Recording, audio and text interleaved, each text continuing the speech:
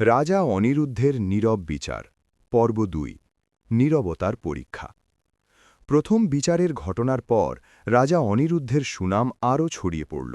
মানুষ বুঝতে শুরু করল এই রাজা তলোয়ার নয়, বুদ্ধি আর ন্যায় দিয়ে রাজ্য শাসন করেন। কিন্তু সবার মন যে একরকম ছিল তা নয়। কিছু প্রভাবশালী দরবারি মনে মনে ভাবল, রাজা বেশি নরম হয়ে যাচ্ছেন। একদিন রাজদরবারে এলো এক ধনী ব্যবসায়ী ও এক দরিদ্র নৌকাচালক। ব্যবসায়ীর অভিযোগ, নৌকা চালকের কারণে তার দামি মাল নদীতে পড়ে নষ্ট হয়েছে। নৌকাচালক কাপা গলায় বলল, মহারাজ, ঝড় হঠাৎ এসেছিল, ইচ্ছে করে কিছু করিনি। দরবার আবারও উত্তপ্ত হয়ে উঠল।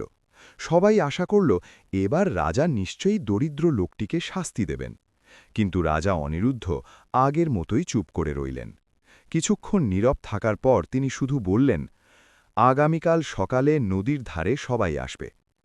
পরদিন রাজা নিজে নদীর স্রোত দেখলেন, ভাঙা নৌকাটি পরীক্ষা করলেন এবং ঝড়ের চিহ্ন খুঁজে পেলেন।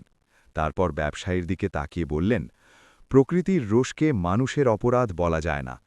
রাজা আদেশ দিলেন, ব্যবসায়ী ও নৌকাচালক দুজনেই ক্ষতি ভাগ করে নেবে, কারণ লাভ যেমন ভাগ হয়, দায়ও তেমন ভাগ হওয়া উচিত।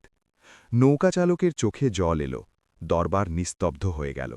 সেদিন সবাই আবার বুঝল, রাজা অনিরুদ্ধের নীরবতা দুর্বলতা নয়, বরং ন্যায়ের সবচেয়ে শক্ত অস্ত্র।